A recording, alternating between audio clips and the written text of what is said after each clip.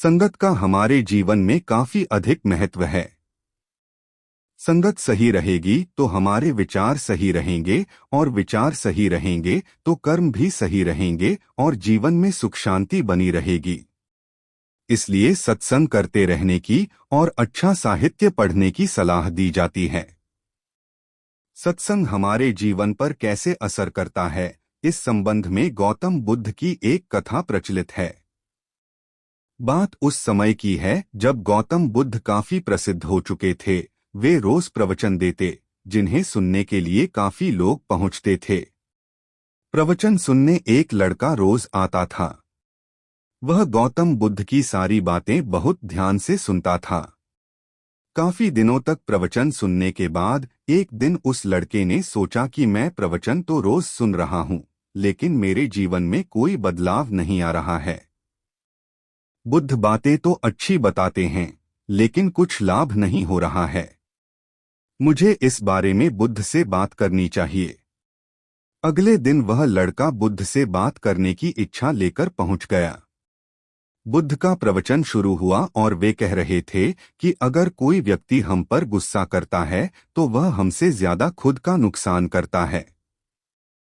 अगर हम भी दूसरे के गुस्से का जवाब गुस्से से ही देते हैं तो हम खुद का नुकसान कर लेते हैं।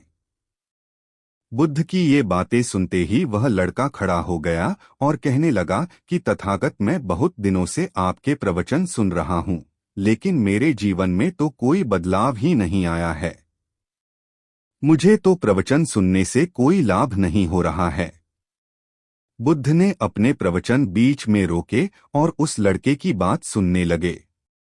जब वह लड़का चुप हो गया तो बुद्ध ने उससे पूछा कि तुम कहाँ रहते हो? लड़का बोला कि मैं श्रावस्ती में रहता हूँ।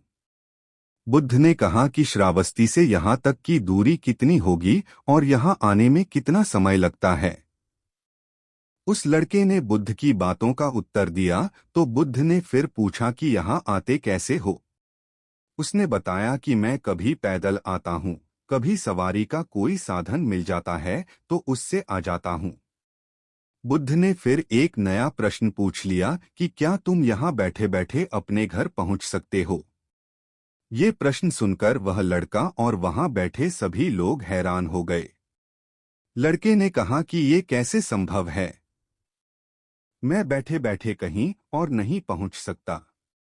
इसके लिए तो मुझे ही चलकर जाना होगा। बुद्ध ने कहा कि तुम्हारी बातों में ही तुम्हारे प्रश्नों का उत्तर है। सत्संग सुनने से तब तक कोई लाभ नहीं होगा जब तक कि तुम उन अच्छी बातों को अपने जीवन में उतारते नहीं हो। जब तक तुम अच्छे काम नहीं करोगे, इच्छाओं का त्याग नहीं करोगे, बुराइयों से दूर नहीं रहोगे, तब तक तुम्हारे जीवन में कोई बदलाव नहीं आएगा। सिर्फ प्रवचन सुनने से, यहाँ बैठने से जीवन में कोई बदलाव नहीं आएगा।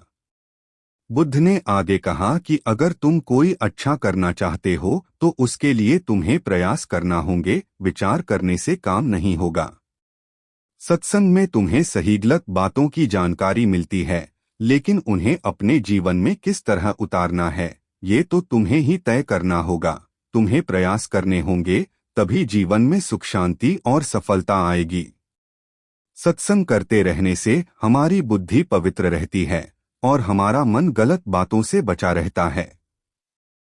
अगर हम सत्संग नहीं करेंगे तो हमारे विचार भटक सकते हैं।